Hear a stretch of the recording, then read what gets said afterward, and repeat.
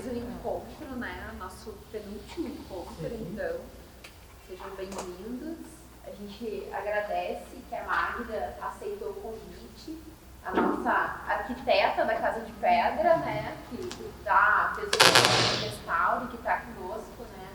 Para dar continuidade nesse trabalho tão bonito. E ela vai, então, hoje comentar, então, trazer um pouquinho do conhecimento dela, compartilhando conosco sobre patrimônio material.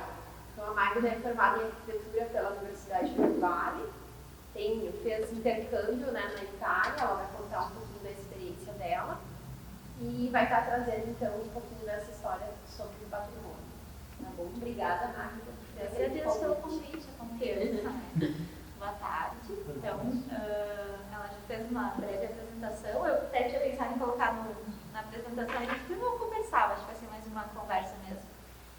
E, então, por que eu estou aqui hoje falando sobre patrimônio material, né?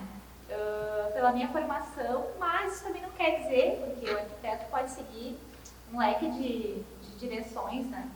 Mas, como eu sempre gostei de história e patrimônio, eu fui fazer um intercâmbio na Itália. Fiz 2 semestres da faculdade lá. Porque lá é o berço, né, da história ocidental. Lá, os primeiros estudos sobre preservação, patrimônio, restauração, conservação, começaram lá. Então, fui para lá, né, para estudar isso que eu gosto. E aí, quando eu voltei com a vontade de aplicar aqui no meu país isso, né? Como eu poderia devolver, né, esse conhecimento. E aí, eu abracei, então, o projeto da Casa de Pedra como meu trabalho de conclusão do curso e apliquei, fiz voltado para alguma coisa que eu pudesse depois colocar em prática. E aí, eu procurei o pessoal aqui da prefeitura, né, falei com várias pessoas para ver, né, para fazer um projeto bem real mesmo. E aí eu apresentei, então, o projeto de restauro da Casa de Pedra com um anexo, né, uma indicação nova, que foi meu trabalho de conclusão. E depois nós colocamos isso em prática, né. A Dani me conheceu, me propôs, então, que a gente andasse com isso. Nós formamos uma equipe que hoje estamos, né, em fase de captação de recursos já para esse projeto que vai sair do papel, né, e vamos entregar esse presente para a igrejinha, né, para preservar essa edificação que é tão importante para a nossa história. E é isso, então, vamos fazer uma troca, assim, de ideias, uma conversa bem informal, tá? Eu trouxe a apresentação, assim, com algumas informações, mas é bem assim, leve, vocês podem me interromper, podem fazer comentários, né? Eu pensei em trazer toda a linha do tempo, assim, desde o começo desse pensamento do patrimônio e as escalas, né? Até chegar aqui no município, que vai ser a parte mais legal, né? De a gente poder ver o que a gente tem aqui, um pouquinho do que a gente tem aqui de história para preservar. Daí, então, fiquem bem à vontade, tá? Para a gente fazer essa conversa. E aí a gente faz um intervalinho e depois eu tenho um vídeo para passar que fala sobre patrimônio mais do Brasil, assim, em vários pontos. Eles vêm trazer exemplos bem sucedidos de preservação patrimonial, que é bem como uma reportagem, assim, bem leve, bem legal também de assistir, tá bom? Agora eu queria então que vocês, sei lá, se apresentassem cada um, falassem qual é a localidade de cada um, só para a gente quebrar um pouco esse gelo, se conhecer melhor. Meu nome é Saulo Ribeiro da Silva, eu moro aqui na Sanga Funda, aqui perto da Ecolândia. Saulo? Saúl Ribeiro da Silva. Está fazendo 9 anos que eu moro ali, né? Uhum. Eu sou natural de Santo Antônio, da Itália em Porto Alegre, me aposentei e cuidar aqui. E depois, minha surpresa, eu vim para cuidar de uma chácara da minha filha. Daí surgiu no lado 12 guitarras nós compramos, aonde eu estou agora. E lá montamos um galpão, o galpão foi para casa, tem de tudo um pouco lá. E a gente recebe, às vezes, os grupos de colégio, outros caras fazendo um jantar, almoço lá também, né? Então a gente se incluiu nesse grupo para para se aperfeiçoar melhor e para, quem sabe, depois ele está servindo os turistas também. Claro. É ali, pertinho da casa dela. Ah, que legal. Eu me chamo Luiz Carlos Grisa e tenho uma propriedade perto do viaduto, bem próximo do viaduto, dá uns 1000 metros de viaduto ali. E a gente no começo comprou para lazer, para a família, e daí agora estamos. Nosso foco mesmo é fruta. Fruta, nós temos de tudo tipo de fruta um pouco, né? E a gente tinha só para a família, e agora nesses projetos eles nos convidaram, e daí a gente está engajado junto com o projeto. Vamos ver o que vai dar. Vamos aprender alguma coisa. Eu sou Lisete, sou natural de Vicente Dutra, faz 15 anos que eu moro aqui. E o meu sítio é o sítio das cuias. Lá a gente planta, né, colhe e faz a cuia, né? E é isso, a gente vai entrar no turismo mostrando a parte gaúcha daqui do Rio Grande do Sul, né? Fica na Solitária, né? Depois da Cascatinha. Vamos lá, vamos mostrar um pouco do nosso trabalho para os outros. Né? Eu sou Jair, eu sou do Café House. De onde? Do Café House. Ah, sim. Eu sou a Yaga e a gente vai abrir um restaurante lá em Serra Grande. E vai ter passeio de cavalo, passeio de carroça de boi. Vamos ter um telescópio para apreciar a vista, porque ele vista bem ampla lá. E vai ter a plantação de morangos. Morangos, verduras. E vocês vendem por aqui daí? Por enquanto o pai vem de verdade. Mas depois você vai mais lá mesmo. Sim.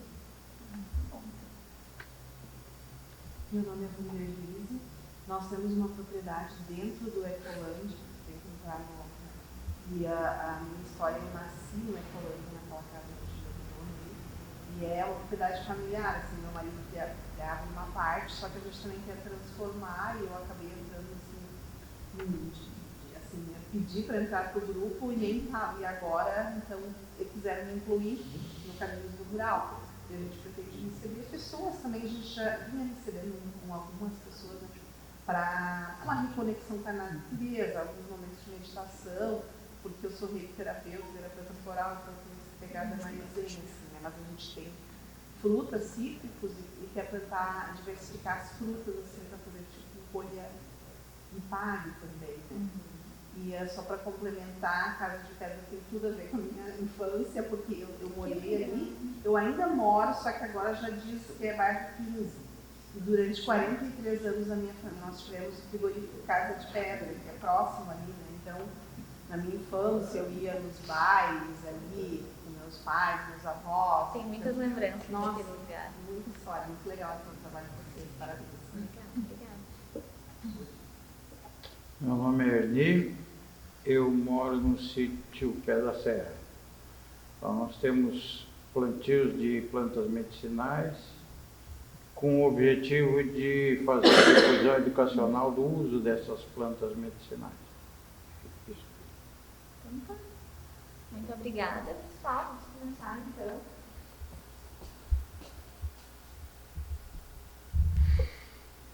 Só passando bem rápido sobre a preservação, então, ao longo do tempo, não tem um quadro mais sintético, assim. Falando, então, que desde a antiguidade, a Idade Média, já tiveram manifestações, então, em relação à preservação, né? Os romanos, eles colecionavam objetos das artes gregas, que eram então mais antigos que eles. Na Idade Média houve a readaptação de muitos edifícios para novos usos. No Renascimento, então, que foi a época que as pessoas então começaram a pensar melhor sobre esse conceito de antiguidade e se referir às ruínas, à preservação então melhor desse patrimônio e principalmente as ruínas das civilizações mais antigas, como as romanas e as gregas, né? No Iluminismo, então, no século XVIII, foi o culto da razão, então que propõe a se inventariar o patrimônio, que seja inventariado o patrimônio francês. Nessa época, começaram a surgir os antiquários, que eram pessoas que colecionavam objetos, e as pessoas começaram a desenhar os objetos para que ficasse um registro das coisas. E logo depois disso, começou então a ter esse pensamento de preservação e as pessoas começaram a pensar em preservar realmente o bem, não só desenhar, né, fazer um inventário. Então seria a primeira vez que foi o início então desse pensamento de inventariar os bens, né? Na Revolução Francesa, como eu já disse, então, depois da Revolução já teve muitas coisas que foram perdidas, como edifícios que foram saqueados, que foram destruídos, né? E daí que surgiu a vontade então de preservar, porque eles estavam vendo que estava tudo se perdendo, né?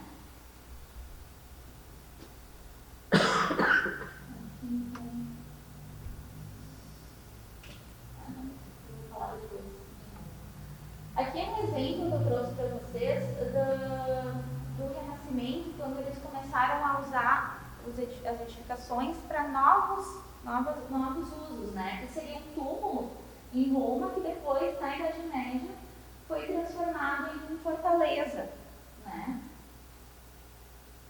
O túmulo de Adriano, também em Roma, que depois foi transformado em castelo. Então, foi o princípio, preservar usando, que é o que a gente diz hoje, que é a melhor forma de preservar um bem, é tu dando um uso, né? Eles descaracterizaram algumas coisas se perderam, mas era o início desse pensamento, então, mesmo de preservação, né? Utilizado de outras formas. O próprio Coliseu, né, ele foi usado como moradia durante muito tempo, além de anfiteatro, né, para acontecimento de várias lutas e com os gladiadores, enfim. Na Idade Média, então, ele foi em desuso para essas lutas e ele foi usado para moradia. Foi saqueado muito material dele, muito mármore, muita pedra, metais, tudo para construir muitas igrejas, né, na Itália. Então ele foi bem saqueado, bem ferido, assim, né, numa época que não se tinha ainda, né, esse pensamento de permanecer com tudo, né, deixar o bem inteiro. Eles queriam usar, eles estavam usando, eles estavam, né, depredando também, tirando parte dessa edificação, né? Ele até foi, se perdeu muito dele com terremotos, né, com guerras, e hoje ele está aí em cima das 7 maravilhas. Então, vou trazer para vocês mais o significado da palavra patrimônio, que vem, então, significa o pater, né, no sentido mais amplo, então, em grego, que significa o chefe da família, e nomos quer dizer os costumes, a origem. Então, como ele diz assim, o patrimônio está ligado ao contato permanente com as origens, que fundaram uma sociedade e a ética de determinada comunidade. Só para uma curiosidade. O patrimônio cultural, então, uma denominação, um trecho do decreto de 37,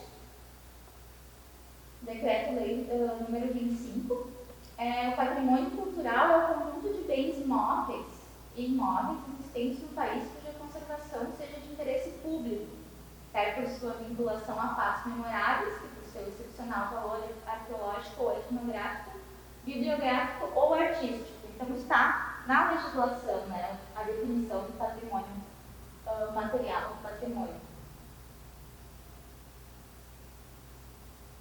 E dentro essa relação de patrimônio, nós temos também os sítios urbanos, né, que são bens, só voltando um pouco, nós temos o patrimônio material e o imaterial. Eu sei que a Dalma já falou sobre o imaterial, né? Então, dentro do patrimônio material, cultural, nós temos também os sítios urbanos, né, as paisagens, os sítios urbanos, as cidades também são patrimônio no conjunto que elas formam, né? Um exemplo de Ouro Preto, onde é um sítio urbano tombado, e existem muitas edificações históricas, né? A cidade toda, o curso da cidade, as vias, tudo, teria que tombar tudo. Sim, então foi tombado o sítio todo, né, da cidade. Não cada edificação em particular. E aí, conceitos, então, de preservar, né, conservar e restaurar. São três conceitos da mesma família, mas tem algumas coisas diferentes que a gente vai ver logo depois. Então, se preservar é livrar do mal ou do perigo, defender e conservar. Então, preservar é uma atitude de cuidado e respeito por alguém ou por alguma coisa. Tá? A preservação arquitetônica é uma atividade que inicia no Brasil com o decreto, que eu já li para vocês, de 37, onde define então o que é patrimônio.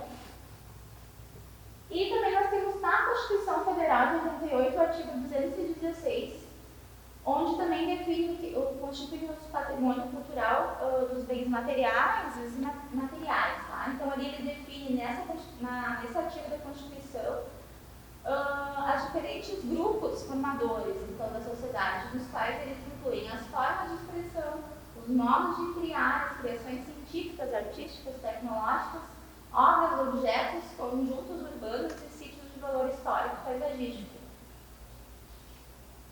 Então, nesse artigo também diz: o poder público, com a colaboração da comunidade, promoverá e protegerá o patrimônio cultural brasileiro por meio de inventários, registros, vigilância, tombamento e desapropriação e de outras formas de acautelamento e preservação.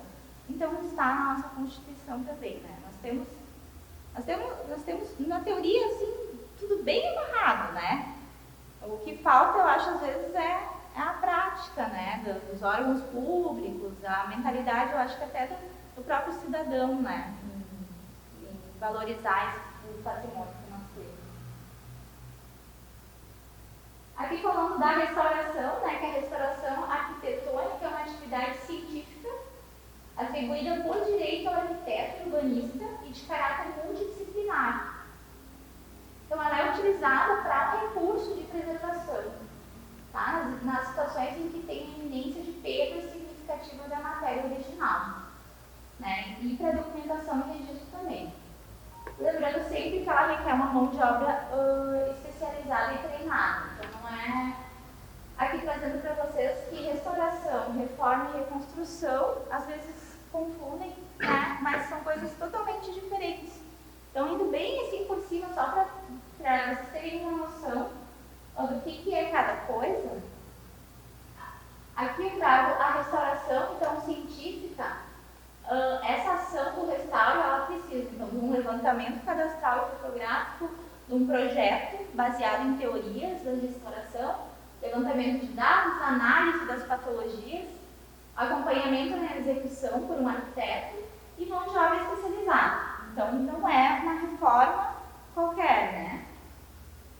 Exemplos, então, foi o exemplo de Roma, quando ele estava sendo restaurado em 2014, agora foi a última restauração dele. Ouro Preto, em Minas Gerais, que a cidade toda, principalmente as igrejas e os passos, sempre em função de restauração para manter esse patrimônio. Aqui pertinho da gente, uma restauração da Casa Amarela em Ivoti. Ali tem um antes e depois. E aí nós temos a reconstrução. Que a reconstrução quer dizer construir de novo, né? Reerguer implica em erguer ou fazer aquilo que não existe mais ou que nunca existiu. A reconstrução arquitetônica é uma atividade que se baseia em algo pré-existente e tem caráter pouco científico. É utilizada e justificável em poucas situações sob o ponto de vista de preservação. Então, ela não é muito bem vista quando a gente fala em preservação de patrimônio, porque existem existe uma discussão de que se tu reconstruir alguma coisa, mesmo que tu tenha fotos, registros de como aquele edifício era, tu vai estar formando um falso histórico, né? Uma falsa edificação. Então, existe toda uma polêmica e uma discussão na área da preservação e da arquitetura em relação às reconstruções. Mas eu trouxe para vocês porque isso está no nosso dia a dia, isso acontece. Exemplo de uma reconstrução, então, isso é em Novo Hamburgo, em Hamburgo Velho. Foi reconstruída, a casa estava quase em estilo de enxaimel, e ela foi toda desmontada e reconstruída toda quase com materiais novos. Tá? E nós temos também a reforma, né? A reforma é uma atividade que se baseia em modismos ou tendências e também não tem caráter científico. A reforma é aquilo que a gente faz na nossa casa, né? Vamos dar uma cara nova para isso, né? Vamos mudar e fazer uma coisa nova. É isso que a gente faz na nossa casa, né? Fazer uma reforma, tu não quer que fique como era, quer que fique melhor, e talvez com outro estilo, com outra cara, com outra cor, né? Então isso também não tem caráter científico, mas também existe. Eu trouxe só para exemplificar para vocês uma residência não muito nova, né? Mas um projeto de reforma dessa residência. E nós temos então também o tombamento, que a palavra tombamento tem origem em português, significa fazer o registro do patrimônio de alguém, em livros específicos, num órgão de Estado que cumpre tal função. É para registrar alguma coisa de valor, né, a nível nacional, estadual, municipal, né? É uma maneira de salvaguardar o bem. O tombamento, então, pode ser feito pela União, através do IPHAN, pelo governo estadual, né? Pelo menos o IFAI, também já vou mostrar para vocês, ou pelas administrações municipais, também podem tombar os edifícios, né, a nível municipal. Nós temos a nível mundial, então, a Unesco, tá? Que é a Organização das Nações Unidas para a Educação, Ciência e Cultura. A Unesco, então, define o patrimônio é o legado que recebemos do passado, vivemos no presente e transmitimos às futuras gerações. Isso é um lema deles, então. Nosso patrimônio cultural e natural é fonte insubstituível de vida e inspiração, nossa pedra de toque, nosso ponto de referência, nossa identidade.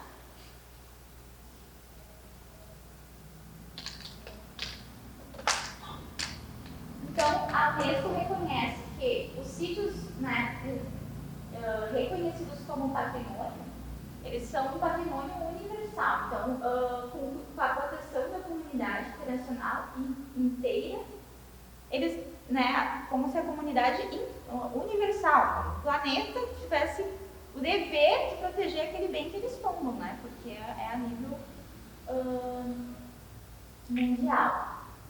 Todos os países, então, possuem sítios de interesse local ou nacional que constituem verdadeiros motivos de orgulho, né? E a Convenção estimula a identificar e proteger o seu patrimônio, esteja ou não incluído na lista do patrimônio mundial. A lista hoje da Unesco tem 1050 e alguma coisa, 1000 e pouquinhos, assim, agora não recordo, 1051, eu acho, 52, sítios ou monumentos tombados por proteção deles no mundo inteiro. Então, trouxe aqui só para vocês terem uma ideia do que nós temos de patrimônio mundial aí. Os pontinhos amarelos são patrimônios culturais, os verdes patrimônios naturais, os vermelhos patrimônios em risco e verde e amarelo patrimônios mistos. Então, patrimônios em risco, só para dar um exemplo para vocês, seria Veneza, tá?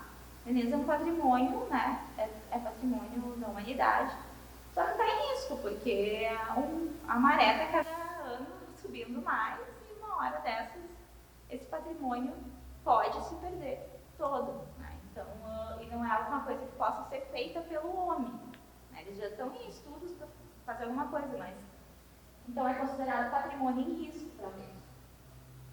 Eu trouxe alguns números aqui só de, por exemplo, curiosidade, assim, de patrimônio mundial, o país que mais tem é a Itália, tem 51.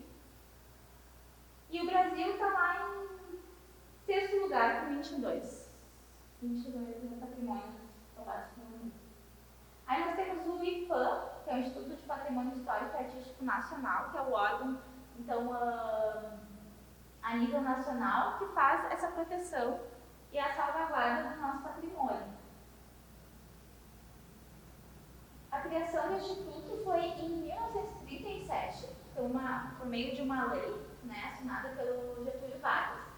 O Instituto do Patrimônio Histórico e Artístico Nacional é uma autarquia federal vinculada ao Ministério da Cidadania e responde pela preservação do patrimônio cultural brasileiro. Então, cabe ao IPAM proteger e promover os bens culturais do país, assegurando sua permanência e usufruto para gerações futuras.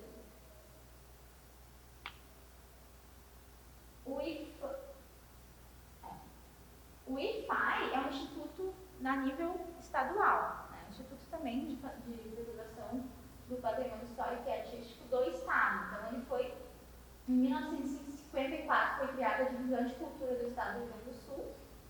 No ano de 64, foi criada, junto à referida divisão, a Diretoria do Patrimônio Histórico. E a partir de 79, ela era então chamada como Coordenadoria do Patrimônio Histórico. Em 80, a década de 80, ela foi marco de um início de muitas intensas preocupações em preservar o nosso patrimônio aqui do Sul.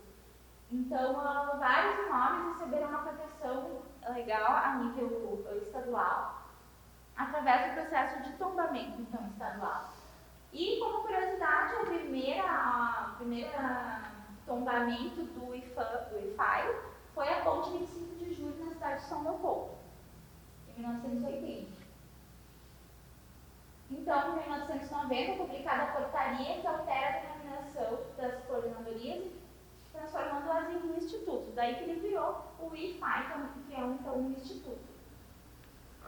E ele chegou no mês de junho de 2018 ao número de 154 tombamentos no estado, individuais e coletivos. O mapa aqui no computador está atrapalhando, mas só para curiosidade mesmo, me mostra onde estão esses espalhados 154 tombamentos. Nós temos mais na região de Porto Alegre e Metropolitana. Aí eu trouxe alguns exemplos assim, para vocês de edificações, né, de patrimônio cultural tombado a nível estadual. O Hotel Majestic, que é a Casa de Cultura Mário Quintana, que fica em Porto Alegre. O Palácio Piratini, que é a sede do governo do estado, em Porto Alegre. A usina do gasômetro. O Hospital Psiquiátrico São Pedro, também é tombado a nível estadual. Aqui mais perto, em 2 nós temos a Igreja Matriz de São Miguel.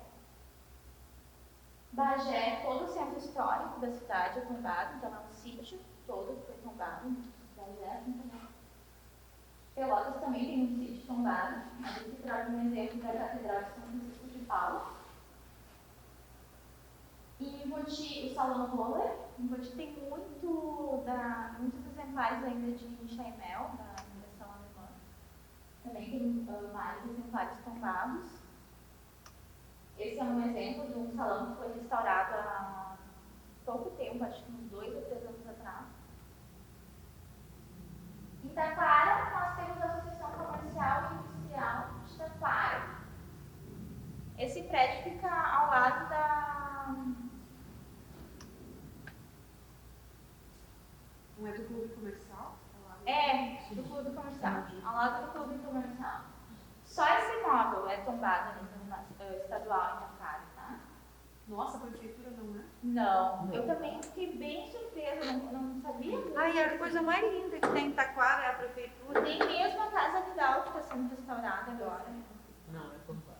Não. A nossa aqui é a casa de pedra, né? Não, a nível estadual não. Não, essa casa de pedra é tombada, né? A nível municipal. Municipal, sim. É único. Mas a única tombada em igrejinha é a Casa Vidal? Não. Casa Itaquara. Essa aqui é a única tombada. Qual que é a Essa ali, única tombada? essa Essa aí. Associação Comercial. Foi o que a Daniela passou, né? Pra Sim. nós. E até ela foi tombada porque teve um motivo, né? Qual foi ainda? Essa da associação? Teve um motivo específico de Vamos tombamento. fazer uma reforma. Ela teve que ter um Mas tombamento. ali em Itaquara. A comunidade tem uniu que muitos. eles queriam demolir. Queriam tirar, eles queriam derrubar. Daí a comunidade fez uma. Aí ela foi tombada. É verdade. Agora falando. Esse exemplo da Casa Vidal também é um exemplo bem legal. Ela não é tombada a nível estadual, mas ela está agora com um projeto bem legal de restauro. E é Pra bonita, né? revitalizar, né? Então, vindo desde lá da Unesco, que é a preservação mundial, nós chegamos nos inventários, tá? Que é um meio de preservação a nível, né, de municipal também. Cidades com 20 mil habitantes, acima de 20 mil habitantes, teriam obrigatoriedade de ter um inventário, mas hoje em dia é bem raro, não são todas as cidades que têm. Igrejinha tem, foi feita pela Dalva e pela Elaine. Depois a gente vai ver. Então, trazendo o conceito, então, o que são esses inventários? Também é uma forma de preservar. Eles surgiram como modo de produzir um novo saber, por meio de coleta e sistematização de informações, obedecendo a determinado padrão de preparo. São instrumentos de identificação, valorização e proteção dos bens. É como a gente pensar no inventário de família, assim, né? É um levantamento de todo o nosso patrimônio, né? A gente pode olhar mesmo para a vida da gente, é assim. Só que é nosso, de todo mundo. O que a gente tem de patrimônio? O que a gente tem de interessante para a nossa história, para a nossa memória coletiva? Vamos levantar isso tudo, vamos fazer uma listagem, fazer uma coleta de dados, e isso vai servir para orientar os órgãos que são responsáveis por fazer essa preservação e também para divulgar para a comunidade, né? Porque além é um levantamento, é uma pesquisa que levanta não só os caráteres estéticos da edificação, mas a história, tudo o que aconteceu já naquela edificação, por que ela é importante para a cidade, por que ela está nesse inventário. Então, assim, o inventário é como se alguém chegasse e colocasse uma luzinha vermelha em cada edificação do nosso município, dizendo assim, ó, essa aqui tem que ser olhada com carinho, tá? Porque ela é importante.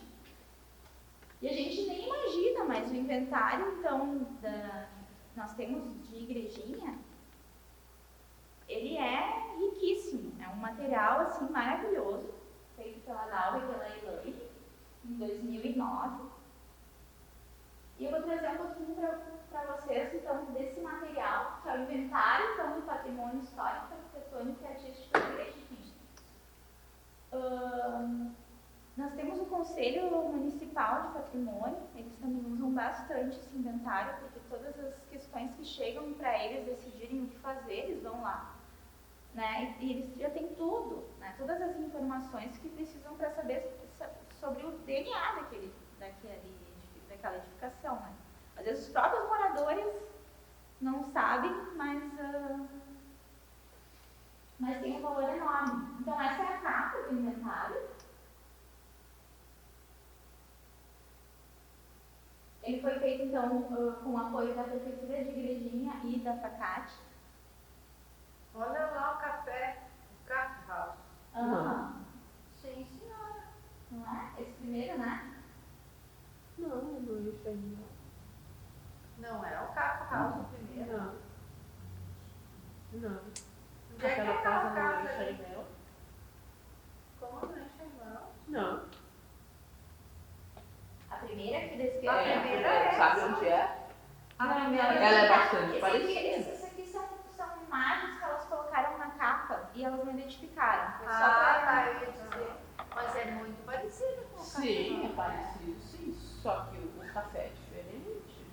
tinha frente parecida. É diferente na frente, é parecido na frente, mas ele não tem as travessas do Chaimel.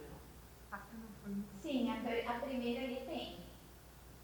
Essa Sim, aqui. mas o café Ah, o café não tem. Será que não foi mudado? pode ser? Essa edificação Não, do não café é. já estava lá. Sim, não é, porque a escada está aqui na lateral e a escada é na frente e é original da casa, a escada da frente. Não é? Muito parecido, sim. Eu nem achei que foi. Mas não é, tá vendo, ó? Não tem na frente escada. Onde será que é essa imagem? Vocês não lembram? Aí eu tô com o inventário aqui, depois a gente pode olhar. Não, mas eu tô vendo aqui, tá vendo? Tem área aqui da frente. E a escada é onde é a porta. E ali a escada tá aqui. E aquela escada é original da casa, aquelas pedras que é 2 pedras desse tamanho, assim. Muito parecido. Então, se a dona não sabe, né? Ali parece assim, ser ali ó, na subida da serra, ali na aquelas sociedade, árvores aqui, não é, ali Miriam? são diferentes, as árvores que tem lá é aqueles coqueiros. Rochedo, rodeio, deve ser ali na beira da faixa, me parece ser ali, isso ali. Pois é. Ali na subida da serra, ali na beira da faixa. Não sei, não faço ideia. Uma daquelas sociedades ali, eu acho. Mas uma coisa que me chama a atenção é que as construções são bem diferentes, né? Não tem só em Chaimel, tem Não. outros tipos, tem outros tipos de A maioria existem chalés, né? Muitos, né? No inventário, e edificações ecléticas. Né? Em Chaimel, infelizmente, é raro, né? O que a gente vê muito são cópias, né? São maquiagens, que eu particularmente sou contra, né? Porque o enxaimel, ele é uma técnica construtiva, ele não é um enfeite da fachada. Ele é uma técnica, ele é... Também acho. Ele é para ser desmontado. Sim, né? ele é Foi para bom tu que poder foi. desmontar aquilo, ele não vai prego, são só encaixes, é uma estrutura, ela é toda estruturada em madeira e é fechada com estuque.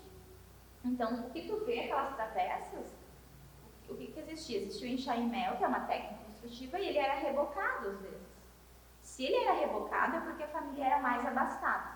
Né? E se ele tem as estruturas aparentes, é porque era uma família mais simples. Né? Então, o que acontece muito assim, parece que quando tu não vê aquelas travessas, não é enxaimel, né? E muitas pessoas constroem, né, fazem edifícios novos e colocam aquela maquiagem por fora, né? Na verdade, é um jeito de fazer. Pra Pra imitar lembrar. esse estilo, né? É uma maquiagem mesmo. É uma maquiagem. Mas enfim, o que elas Tem como trazem saber lá- onde é essa casa? Quem fez isso? Sim, depois eu vou abrir. Se a gente tiver ideia de onde pode ser, porque cada pastinha é muita coisa. Então, cada pastinha é de uma localidade. Cada localidade tem uma rua. Então, Deixa eu te perguntar uma coisa, Magda. Eu li esses dias no Face um comentário que postaram a igrejinha lá da Solitária, baixa, lá, aquela igreja. Daí alguém disse, pois é, as pessoas dizem que a igreja Gabriel, no centro da cidade, é que deu o nome ao município, que na verdade, um comentário de uma pessoa assim, enorme, um comentário, eu não sei quem é a pessoa, mas na verdade sabe-se que quem deu a origem ao nome igrejinha é aquela igreja lá da Solitária. Qual delas? Tem Aquela três? que dá na frente da casa da Reni. Do evangélico, acho que É. Seu Erli. Luterano. Seu Erli diz que o nome não se deu em função de que os tropeiros desceram e viram a torre da igreja. Que, a princípio, a igreja não tinha torre, porque eu fui atrás da Essa primeira Gabriel, igreja, né? a igreja aqui do centro. E daí o nome se deu em função de como era a única igreja da região, daí as pessoas diziam, eu vou lá na igrejinha. Sim. Então ficou igrejinha, porque eu vou lá na igrejinha. Sim, Sabe, isso que eu eram poucas sabia. igrejas. Mas aí eu vi esse comentário, tem algum fundamento isso? nunca ouvi falar. Eu achei muito engraçado, porque eu estava procurando a igreja lá da Solitária, daí... Depois a gente dá uma olhada que igrejinha é essa.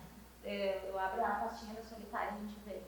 Mas nunca, essa história eu nunca vi. É que histórias, assim, que Sim. vão passando, né? De geração em geração. A gente não... E a Dalva, quando eu conversei com a Dalva também concordou com o seu Jardim, que era essa, que eles falam dos tropeiros, que é uma história mais essa romântica. é mais romântica, né? É Eu mais acho que essa romântica coisa dos dos tropeiros. tropeiros, ela é mais romântica. Isso acontece muito, né? Porque Criar uma quando eu história fui mais- fazer a representação da história de Igrejinha, quando fez 48 anos, que a gente fez os postos da avenida, eu fui procurar toda a história para não errar em nada, né? E daí eu queria fazer, pintar o desenho da primeira igreja. Eu fiquei muito decepcionada que ela não tinha todo. Inclusive diz que lá está enterrado, é um dos primeiros, o cemitério está enterrado um dos primeiros moradores. Não é que a Fanny falou. Sim. Vamos pesquisar. É a luterana. É a eu acho. luterana. Solitária alta. Porque a primeira igreja daqui era em Madeira e ela foi embora pro Rio.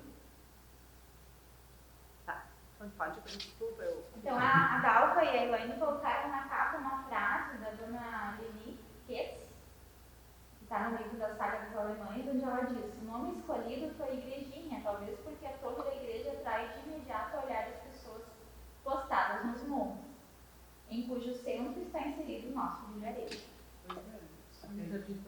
Só que ele fala que a torre. Mas lá da 020 não se enxerga a torre. A torre foi construída depois mesmo. Só que assim, ó, não é a 020 a caminho dos tropeiros.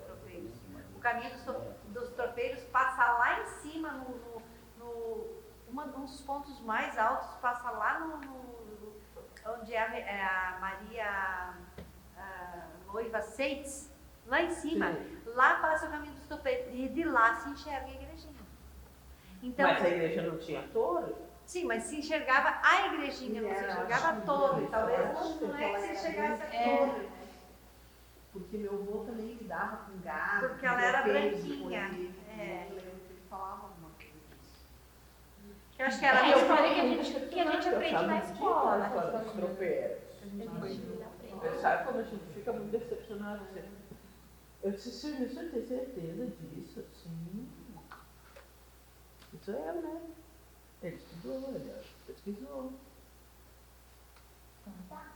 No inventário, então, existe o sumário, que aqui vocês podem ver que ele é todo dividido nas localidades e nas ruas mais importantes. Ele começa, então, com uma introdução, que eu trouxe um pedacinho aqui para vocês verem, que elas definiram, então, de introdução nesse inventário. Então, elas colocaram assim: entende-se como patrimônio, conjunto de bens culturais, materiais e imateriais que possuem valor artístico, científico ou associativos, e que definem em diferentes escalas a identidade de uma comunidade. Preservar é defender, proteger, resguardar, manter livre de corrupção, perigo ou dano. Neste sentido, a proteção do patrimônio da degradação é tarefa pública e privada, pois um patrimônio degradado igualmente degradaria seus herdeiros. Então, o patrimônio arquitetônico é o objeto central dessa pesquisa, né, desse inventário. O município de Igrejinha, então, possui elementos arquitetônicos que evidenciam diferentes etapas do desenvolvimento e que precisam ser preservados, uma vez que é através de um processo dinâmico de crescimento e desenvolvimento que a história da cidade é registrada e perpetuada, pois cada ato realizado no presente será a herança das gerações futuras. Não se deve mostrar o passado sem colocá-lo em função do presente. Entre eles deve haver uma relação retroalimentadora. Sendo assim, a preservação das construções, casas, prédios, ruas, cemitérios, monumentos, proporciona a preservação do patrimônio histórico e cultural, contribuindo para o fortalecimento da identidade e das identidades e memórias, a compreensão de que as histórias individuais são partes integrantes da história coletiva, o espaço de extensão cultural e atrativo artístico, turístico, um ambiente educacional não formal, e a percepção de que as construções históricas fazem parte das experiências da comunidade, né? E a preservação da memória da história da sociedade como um todo, a nossa memória coletiva. Né? De que adianta preservar, restaurar e revitalizar, transformar em patrimônio, se os significados para quem usa e vive são outros questão, então. O primeiro elemento que deve ser considerado ao se discutir o patrimônio é a população local. Depois, a forma como será realizado. A preservação de um bem não se justifica em sua materialidade, mas nos seus significados, nos sentidos que são dados para quem utiliza e vive. Então, não adianta os órgãos, né, responsáveis, a administração, o governo querer preservar alguma coisa se a comunidade não toma pertencimento daquilo, não vê o valor daquilo, a importância, né, daquele bem para ser preservado. O objetivo, então, que elas tiveram com esse inventário, preservar a memória, então, a história de Igrejinha, identificar casas e prédios, monumentos, cemitérios, com valor histórico e artístico, registrar e preservar a história de casas e monumentos, contextualizar historicamente, identificar as construções como objetos, documentos de testemunho de um tempo, e consultar e envolver a comunidade através da comunicação verbal e identificação de objetos. Então, elas fizeram muitas entrevistas, né? Muitas. Tem um arquivo enorme aqui só das entrevistas que elas fizeram com as pessoas, os proprietários dos imóveis, ou pessoas que já moraram naqueles imóveis, né? Para contextualizar mesmo essa importância. E nós começamos o inventário, então, com a Casa de Pedra. Essa é a parte do inventário onde fala da Casa de Pedra. Como ele é o único bem tombado no município, ele tem uma cara um pouco diferente, porque foi um pouco mais aprofundado, né, essa pesquisa na hora de fazer esse inventário. A Casa de Pedra, como todo mundo já deve ter ouvido falar, foi a primeira edificação em alvenaria construída aqui na região Santa Maria do Mundo Novo, né, que são as cidades de Gramado, Canela, que era Santa Maria do Mundo Novo, Gramado, Canela, Igrejinha, Três Coroas, Taquara e Parobé. Isso aí. Então, ela foi construída a mando de Tristão Monteiro, né? Ela é em estilo colonial português, toda em pedra grega, rebocada. E ela era assim, a denominação dela, Steinhaus, como os imigrantes chamavam, é porque eles chegavam lá em São Leopoldo, né, para começar a vida aqui no Brasil, e eles diziam, ó, tu pega essa picada aqui, quando tu chegar, quando tu vê uma casa de pedra, é lá que tu vai comprar os teus lotes, é lá que tu vai começar a tua vida. Então, ali eles chegavam, compravam um pedaço de terra deles por aqui, plantavam, aqui eles vinham vender, e era um armazém também para armazenar e vender, ou que era feito aqui, plantado aqui. E durante a história dela, ela teve vários usos. Ela foi armazém, salão de baile, fábrica de salames, foi até maçonaria, sede da maçonaria. Então, ela tem uma história e uma importância regional, né? Ela tem uma importância para a nossa região. Foi aqui que tudo começou, né? Então, ela foi tombada, ela foi durante um tempo um museu, memorial. Hoje ela está, não tem nada dentro dela. Ela está aguardando, então, esse processo do restauro, que ia começar logo. E o que ela tem? Ela tem o CTG na volta dela ali. O CTG que ele usou a Casa de Pedra durante muitos anos, né? Teve a tutela dela. Muita gente diz, mas o CTG usou, botava ali depósito, entrava, saía. Mas o que fez ela ficar de em pé? Né? Foi o uso. A partir do momento que tu para de usar uma edificação, ela vai se acabando. Então, assim, eles mantiveram ela do jeitinho deles, pregando ali onde precisava, botando na telha onde precisava, sabe? Então, eles têm uma importância na história da Casa de Pedra muito grande.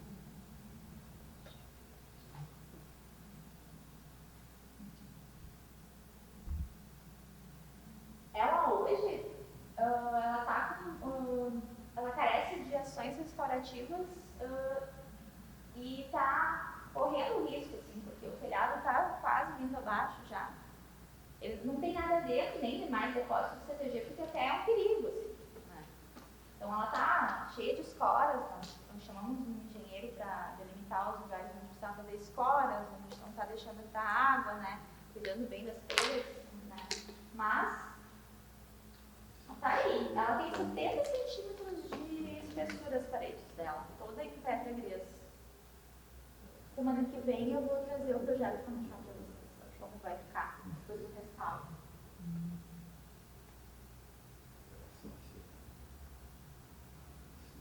Aqui, então começando no inventário.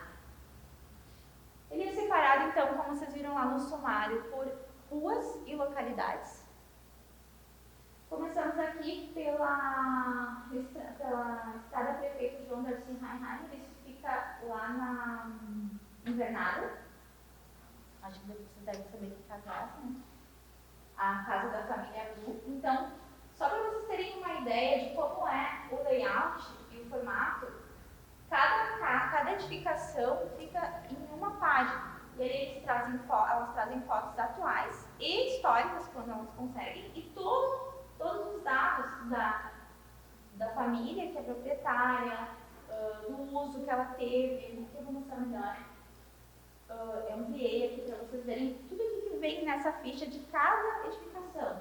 Então, a denominação dela, se ela tem um nome já, se a casa da família tal. Se não tem, elas então atribuem um nome, dizendo a casa da rua tal, ou a casa rosa, alguma coisa assim, para ela ter uma denominação. O endereço, o bairro, os proprietários, a data de construção, o uso atual, estado de conservação, tipo de acesso, parecer técnico, data do levantamento, pesquisadoras, arquiteto, fonte, histórico e descrição. Então é bem completo, é um material riquíssimo que nós temos aqui no nosso município e está à disposição, né, de todo mundo. Aí o que acontece? Elas separaram por bairro também. Então, no começo de cada bairro tem a descrição, então um pouquinho da história do bairro. Ali a casa, olha aquela. É de Lajeadinho, né? Ah, é sim, né? Lajeadinho. E então assim elas contextualizam o bairro primeiro, né? E dão a história então do bairro. E depois elas começam por rua as edificações que estão levantadas por elas. Eu trouxe poucos exemplos, tá? Em vista de tudo que a gente tem. Porque senão nós ficaríamos aqui até amanhã. E é legal, porque acho que todas as edificações vocês vão saber quais são. Essa aqui no bairro Lajeadinho foi um bar e armazém, que já foi salão de baile também.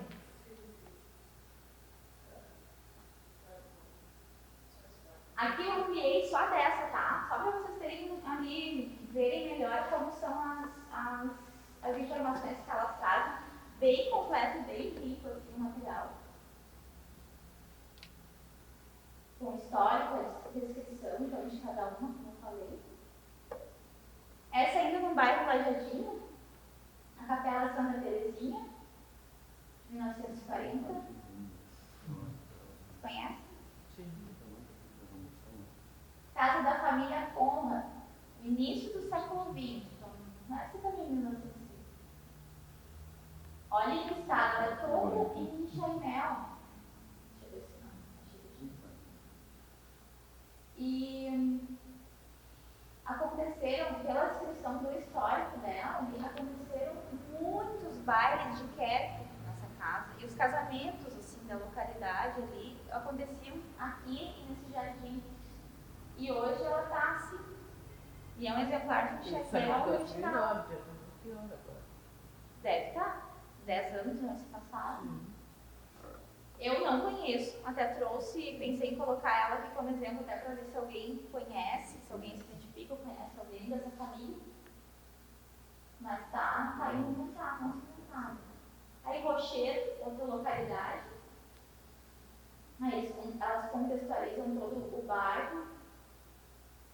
E depois vão para as edificações, que é um exemplo, então a casa da família Stritsky, de 1930, então um chalé. A igreja evangélica. Então, aqui um pouquinho do histórico, que ela foi construída em 1915, sendo que a torre foi levantada no ano de 1930. Ao lado da igreja foi construída a escola, que hoje é a Escola Municipal Fernando Vieira. As festas foram realizadas para angariar fundos para a construção do prédio. também a comunidade fazia doações em dinheiro. A madrinha da Pedra Fundamental, Paulina Nunes. Então, o sino ainda tocado desde esse dia. Casa dos Irmãos Velhos. Isso fica na RS-115. Ela é também em Chaimel. Então, um pouquinho também do histórico dela. Muitas festas de Queta aconteceram nessa residência. Os parentes e amigos vinham de longe para festejar. Na propriedade criam galinhas e gado, e seus produtos são destinados ao próprio consumo. Existe também a plantação de cana-de-açúcar, milho e pasto.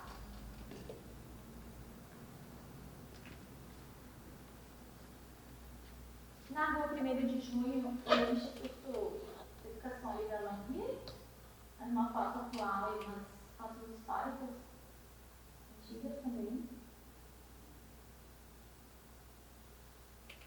Aposto que esse vocês não sabiam que estava no inventário. Esse prédio é ali onde tinha um restaurante agora há pouco tempo.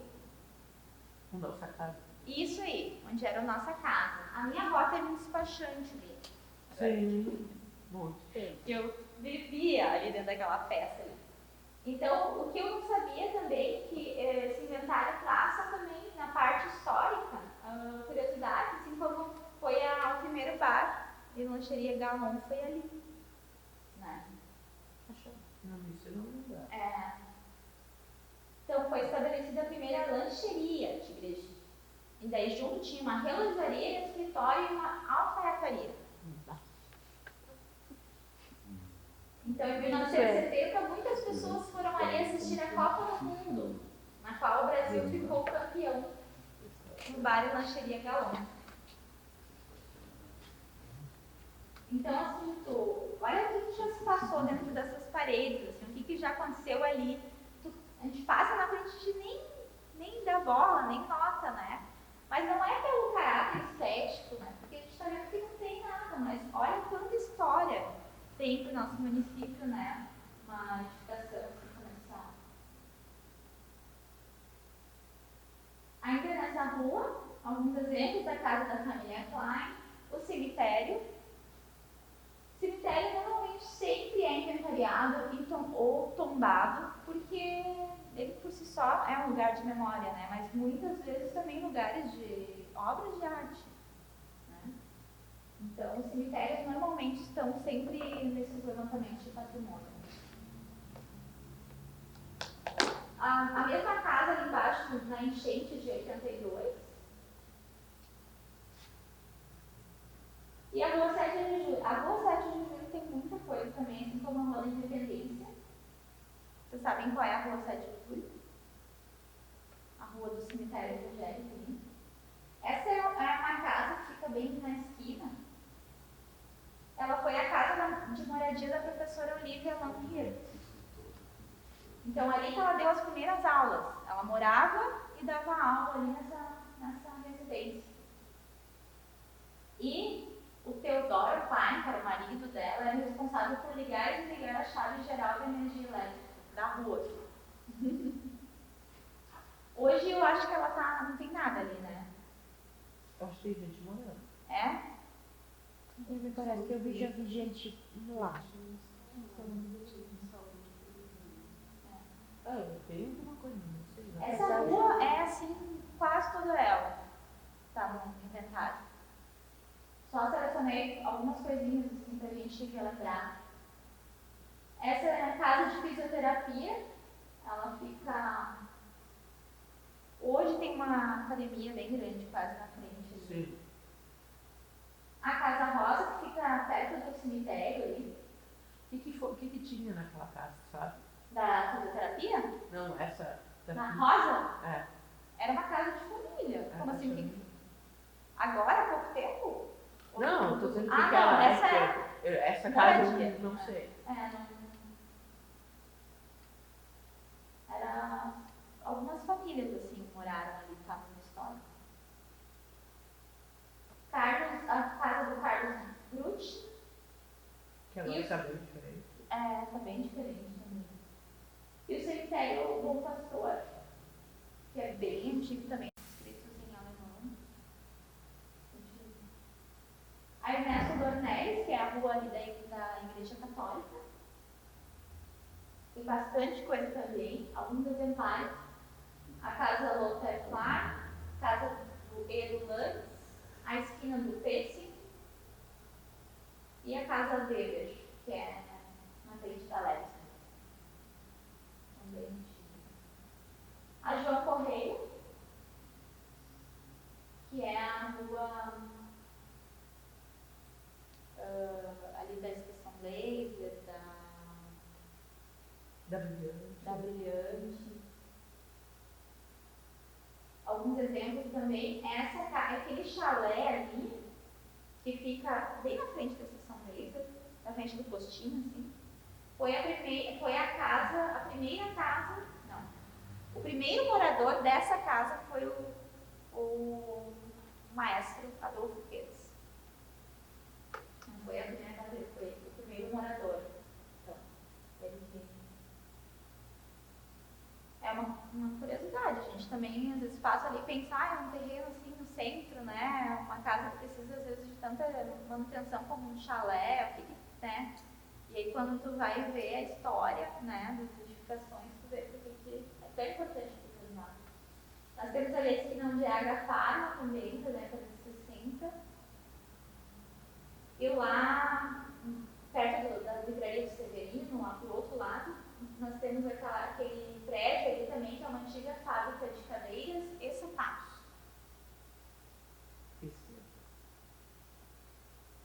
A Rua da Independência, então, que era denominada Estrada Geral, porque ligava o município de Taquara ao distrito de Três Coroas, passando por Igrejinha. E nesta, em frente à Igreja Gabriel, então. Por isso é que os seus moradores da estrada também era conhecida aí popularmente chamada de Rua da Igreja. A Estrada Geral reunia as construções que caracterizavam os núcleos coloniais. Os núcleos coloniais são a igreja, a casa paroquial, a escola e o cemitério. Esse é o núcleo da colonização, sempre os lugareiros. A igreja, então, Gabriel, em 1860 foi iniciada a construção em Chaimel, da primeira igreja. Até 1874 era a única igreja existente no município, né, que era a Província de Taquara. Em 85 a igreja velha foi desmanchada e foi iniciada a construção da atual igreja. Na década de 30 só que foram colocados os relógios. Então. E depois uma série de reformas já foram feitas, né? A gente já sabe a importância que ela tem para a história, né, do município. Outro prédio bem importante que nós temos é a SUSE, que é a Sociedade União de Cantores, fundada em 1887. Esse é o prédio em setembro de 83, eles decidiram então que o prédio antigo, né, o primeiro que foi construído, tinha que ser colocado abaixo e construído um novo. Então foi feita então, uma reforma quase que total e foi reinaugurado em 45. Então ele era palco para grupos de teatro e principalmente para os corais. Né? Nós temos a Vila Sibila também, que é ali na frente da SUSE. Então a senhora Sibila viveu nessa casa, foi construída pelo marido dela ainda quando eles eram noivos.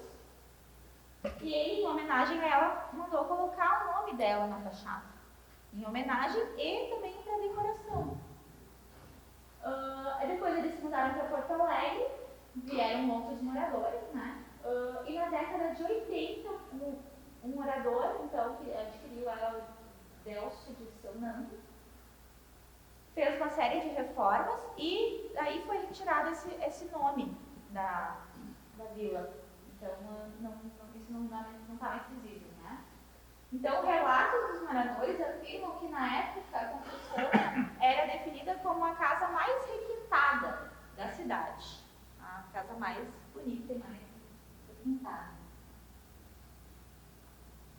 Ainda na Independência, nós temos ali o sobrado da família Henrique. Hoje tinha uma ótica ali, não sei se ainda tem. Não tem mais nada. Não, nada. A Residência Rosa, de 1870, ela fica na Rua da Independência, mas ela fica seguiam indo lá pro Moinho, sabe? E ela é lindíssima, e é bem antiga, de 1870. No histórico dela conta, assim, muitas famílias moraram ali, muitos bailes de casamentos também eram celebrados ali. Então, uma casa bem, bem antiga. Sobrado do calçado Skirt, que é do lado do Dom Leopoldo. A casa pastoral fica na frente da Igreja Gabriel, também de 1893. Ali, então, morava o pastor. Nós temos também a Casa do Imigrante, na Independência, que hoje é um museu, então, do imigrante. Não é mais? Não? Não, tem gente morando lá. Meu Deus, quantas coisas mudam.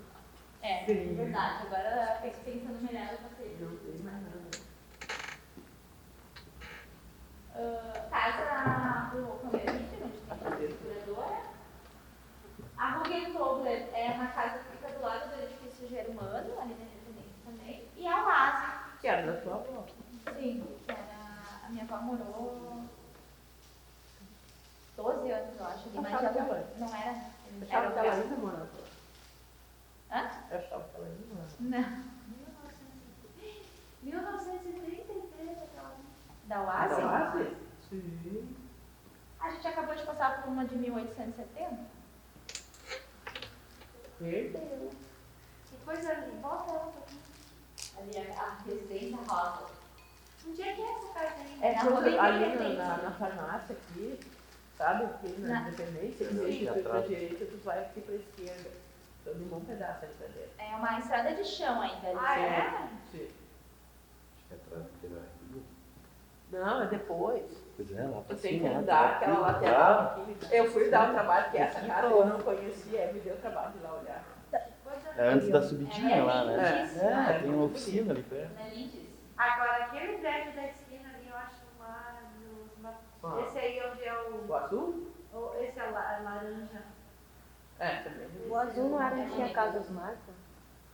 Não, a Casa Marca é aqui, na frente desse ali. Aquele de baixo. Tá. Calçados que era esse aí de baixo. Onde tinha uma loja de móveis depois, eu acho, né? Ali tinha a farmácia Pro Vida, por último. Uhum. Essa de baixo é muito linda, eu acho. Graças a Deus que se mantiveram essas, né? Que bom que elas não se... Não se perderam. Então eu encerro essa apresentação com uma frase extraída da Carta de Veneza, que é uma carta, que é um documento também de preservação internacional, onde diz que a conservação dos monumentos é sempre favorecida por sua destinação a uma função útil à sociedade.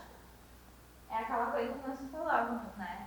Para preservar tem que usar, tem que ser útil para a sociedade tem que saber do valor, tem que se apropriar dessa história e tem que, né, se sentir pertencida a isso para valorizar e preservar. E eu trago também duas questões, assim, para a gente debater, talvez, levantar algumas hipóteses. Dos prédios da sociedade, que estão inventariados, todos estão bem preservados? Se vocês acham que não, por que vocês acham que isso acontece? Acho que é de custo. Que é caro para preservar. É caro. E normalmente eles se tornam problemas, né? Sim. Para as famílias, às vezes. A gente já viu vários casos assim. As famílias não têm condições de restaurar, de manter. Está inventariado, está protegido, está tombado, às vezes, e não conseguem nem vender, porque não tem ninguém interessado em comprar alguma coisa que não pode fazer nada, né? Então tem sempre aqueles dois lados, né? A gente viu tanta coisa linda, tanta história, mas tem aquele outro lado do proprietário também, que às vezes também... que às vezes tu tem até um capital para investir, mas aquilo não vai te retornar. Não. Sim. Nós temos o prédio lá do frigorífico, ele está em ruínas. Entraram, estão depredando, e a gente está tentando vender a propriedade. A gente até, em algum momento, a gente pensou em, vamos reformar, investir para retornar para a comunidade. Meu filho é engenheiro, né? E nós pensamos nisso, só que seria muito dinheiro investido e como é que esse dinheiro, nós não temos dinheiro sobrando, ele teria que nos retornar de alguma forma. Sim. Né? E aí, com É isso, as triste, coisas né? vão se perdendo, né? Olha, Porque às vezes não é por triste esse vontade, processo. é porque não tem o que fazer. A gente, em algum momento, a gente quis transformar ele. Ele disse, meu filho, até eu posso fazer meu escritório lá, mas vai ter muito espaço vago. Só que como isso vai retornar, né? Que não tem Vocês não capital. pensam em alugar ele? A gente já pensou em alugar, só que agora ele teria que sofrer toda uma reforma, mas não tem procura, assim, em casa. Já está sendo, tá em todas as imobiliárias. Mas ele só poderia ser alugado para essa função? Não, até porque não tem mais, todos os equipamentos foram retirados. Só que como é um prédio que foram feitas muitas reformas, e muitas, né, então, ele não é um prédio assim para uma indústria, ele não, Sim. E para o comércio? é possível, mas ele tem procura, né? A gente está vivendo uma crise assim, onde É complicado, é bem polêmico. É, e a gente percebe isso. Quem tem um patrimônio, assim, uma coisa que que tem esse perfil assim de preservação, não tem dinheiro para reformar. Eu fico sempre muito indignada com aquele prédio que você deve conhecer, com aquela antiga casa lá, aquele antigo salão de baile lá no Rochedo. Lá é belíssimo, está caindo. Assim, a família está morando dentro, mas tem umas partes caindo, eles não têm dinheiro para investir. A gente até foi com o secretário de turismo lá, o seu Dirceu, para ver se tinha possibilidade de alguma forma, com mão de obra, ser ajudada para que não caia, né? Mas ele acha que não pode, né? A prefeitura não pode pôr recurso em coisa particular, né? A administração pública não pode investir nem um prego numa coisa particular. Então, assim, é um sofrimento isso, né? E tombar, como é que vai tombar uma coisa de uma E do que adianta, nesse caso? se não tem dinheiro para restaurar? Né? Então vai acabar perdendo. Porque aquilo ali, não sei se você conhece lá, é belíssimo. Tem até antigamente eles faziam e eu não sei se não foi lá que foi encontrada aquela bandeira, que de um lado tem a bandeira do Brasil e do outro a bandeira da Alemanha, foi dentro de uma daquelas paredes. Sim, é aquilo. Tu tem que ir lá e conhecer um pouco, ouvir aquelas pessoas. Quando eu era pequena eu ia muito lá, porque o irmão do meu avô morava. Sim. Não sei se eles ainda moram lá. É da família.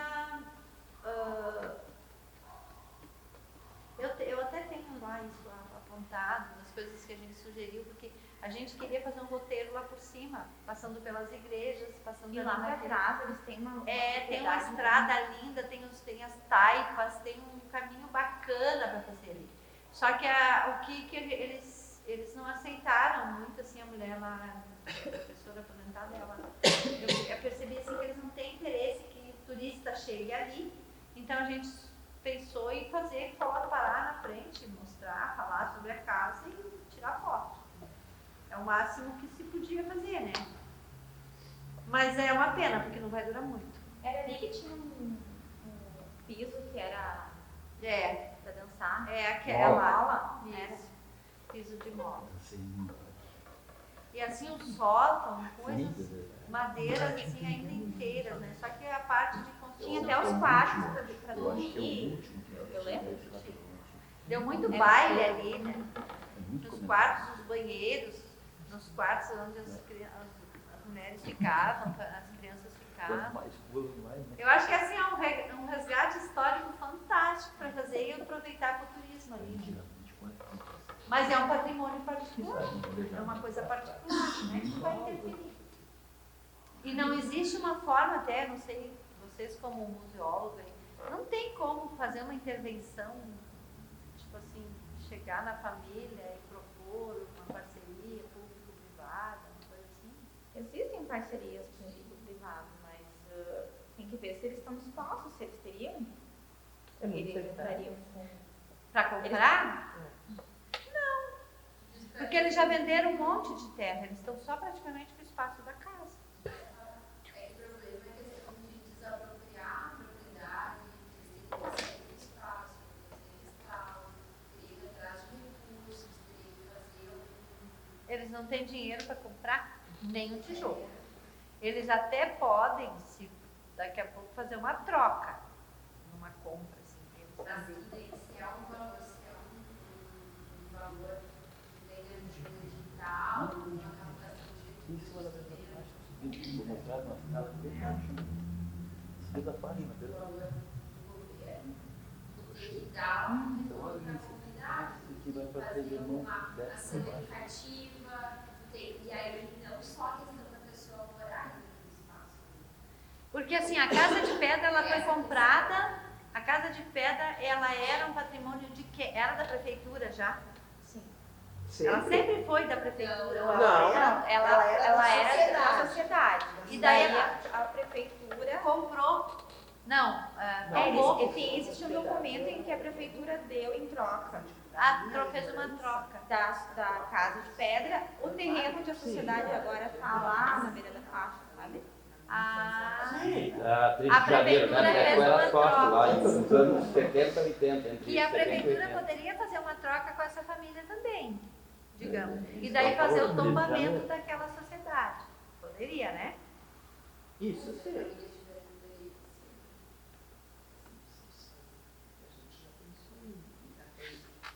Qualquer lugar que a gente já pensou em vender para a prefeitura. A prefeitura poderia fazer um centro cultural ali, né? Mas tem que ter verba, tem que ter interesse, né? Não é assim, não sabe no primeiro lugar. Os equipamentos estão lá. Não. Não tem nada, mas não está nem vazio. Bom, muito bom a gente saber de todas essas coisas. Obrigada. Então tá, pessoal. A gente vai pesquisando. Eu pesquisei, nem diz bicharia. Eu pesquisei, né, seu Saul? Seu Saul, a dona Delma não pôde vir por quê? Não deu? Está ajudando a dona Rose. Eu preciso. Ah, elas estão pensando no desfile? Eles estão trabalhando, estão podando. É, para todo mundo trabalhar. Ai, Jesus! Porque eu preciso urgente falar com vocês depois que ela passar Não, mas dela. ela ia Falar com vocês Estão sobre o programados desfile para isso. domingo, tá? Por isso que eles estão trabalhando hoje de tarde. porque eles querem se Como é programar. bonito, né? Vocês dois saem e as mulheres trabalham. Sim, Eu elas tive mandam. que ir e o marido Pô, foi trabalhar. mas elas mandam na gente, daí a gente precisa fazer. Elas mandam vocês estudar e elas vão trabalhar. Não mandou teu marido vir? Avei. Meu Deus. Pô, nem todo homem é Manda, obediente como manda. nós. Nós somos obedientes. Manda ele fazer qualquer coisa, menos em reunião, não é? Onde é essa casa ali? Essa rajadinha, eu vou ver se eu acho aquela em Chaimel que a gente falou. Ah, eu achei ela no Lajadinho. Sim, eu queria ver. É no Lajadinha aquela casa? Eu disse, não tem os coqueiros do lado, que esse coqueiro que tem lá tem mais sem. É do lado da caixa. Aquela cara, os coqueiros fazem embaixo da construção.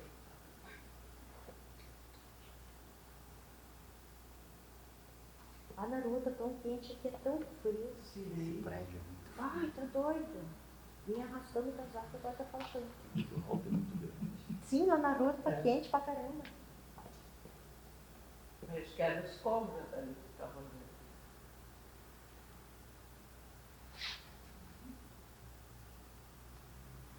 Antigamente tinha tanto. Não tinha tanto. Não, antigamente não tinha.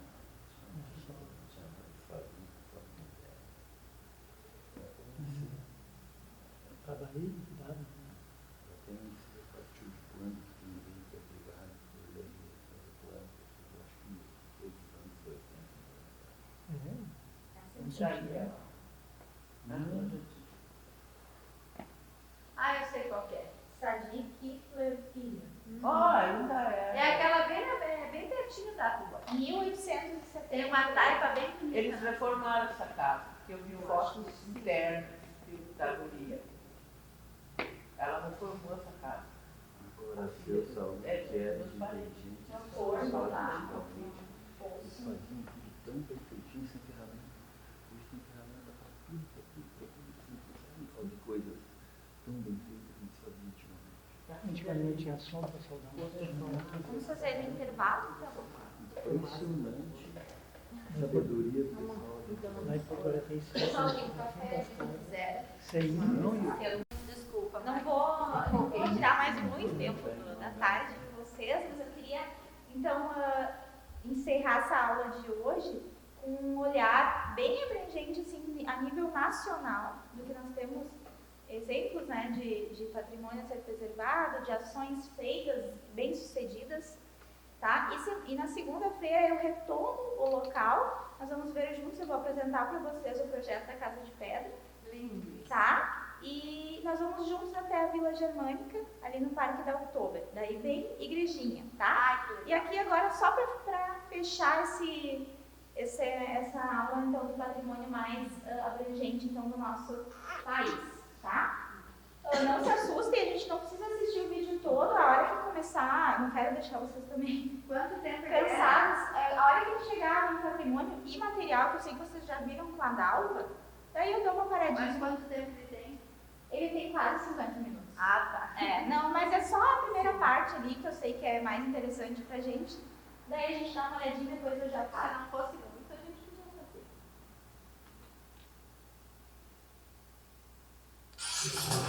Quando a gente caminha por essas ruas de pedra e admira o casarinho e igrejas que têm quase 300 anos, a gente percebe a importância de preservar o passado. Que ideia teríamos de uma cidade colonial se todo o conjunto arquitetônico de Ouro Preto não fosse tombado? Por trás das fachadas coloridas e restauradas do Pelourinho também há muita história. Mas o que seria da Bahia se a gente passasse por aqui e não relembrasse a história do passado colonial do país e também dos negros que construíram tudo isso? É esse o desafio do Instituto do Patrimônio Histórico e Artístico Nacional há 80 anos. Manter o patrimônio material de pé e conservar tradições e folhetos que passaram de geração para geração. E num país que dizem ter memória curta, preservar a diversidade cultural presente nas cidades tombadas é uma ótima herança para gerações futuras.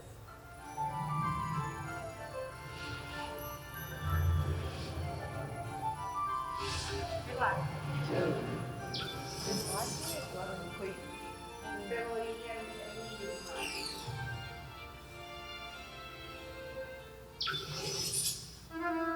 Catedral Basílica da Sé Mariana, Minas Gerais. O processo de restauração vem desde janeiro de 2016. Nada é rápido numa obra como esta. Cada pincelada é fundamental para resgatar a linha arquitetônica da igreja do século XVIII. A gente trabalha muito na materialidade do patrimônio, mas a imaterialidade dele é o que faz, é o que move o nosso trabalho. O que ele representa para a comunidade, o que ele representa para a sociedade. Um trabalho lento, é um trabalho que ele é sofrido, às vezes ele é ingrato, né? Ele é cansativo, ele traz muitos desafios, mas que traz um resultado final que é muitíssimo gratificante. O investimento de R$2 milhões vem do IPHAN, Instituto do Patrimônio Histórico e Artístico Nacional. Se não houvesse o aporte financeiro do Estado, a paróquia de Mariana esperaria por um milagre dos céus para ser restaurada. A paróquia, a diocese, a prefeitura, o IPHAN, o governo do Estado, todos juntos para poder preservar, às vezes, um bem só. Brasil, anos 30. O progresso mudava a fisionomia das cidades. Indústrias, automóveis, estradas, demolições. O país caminhava para o futuro quando um grupo de intelectuais se lembrou de olhar para o passado. A ideia do progresso, do desenvolvimento, o trem chegando, as grandes companhias, o automóvel, toda a modernidade. Então precisamos reconstruir, precisamos destruir essas cidades, precisamos abrir, alargar grandes avenidas, fazer grandes reformas como que ocorreu com o Rio de Janeiro. Se o IPHAN não tivesse surgido naquele momento, grande parte da memória brasileira não existiria mais. Assim surgiu o IPHAN. 30 de novembro de 1937, Getúlio Vargas assinou um decreto-lei que trazia para o Estado a responsabilidade de proteger as riquezas históricas e artísticas do Brasil. Era preciso, necessário construir essa identidade do Brasil. Trabalharam no IPHAN pessoas como Carlos Drummond de Andrade, se aposentou no IPHAN, Lúcio Costa, Oscar Niemeyer, Manuel Bandeira. Então, o IPHAN foi criado por essas grandes pessoas. Mário de Andrade, o nosso presidente, o primeiro presidente do IPHAN, foi o Rodrigo Melo Franco, que ficou presidente do IPHAN durante 33 anos. Minas era um espaço a ser realmente conquistado como patrimônio nacional. Então, nós temos, logo nos primeiros anos do IFAM, 38 e 39, o tombamento de 7 cidades. Antiga Vila Rica, capital da província de Minas Gerais até 1897, Ouro Preto se tornou o primeiro lugar no Brasil a ganhar também o título de Patrimônio Cultural da Humanidade, concedido pela Unesco em 1980. Graças a esse título, Ouro Preto ela teve uma visibilidade mundial e, através dessa visibilidade, a gente pode continuar as diversas ações em prol da preservação do patrimônio, com o aumento do fluxo turístico e a busca até de financiamento externo para diversas ações de restauro e conservação junto à cidade. Investimento que atualmente chega por meio de uma linha do Programa de Aceleração do Crescimento voltada exclusivamente para as cidades históricas.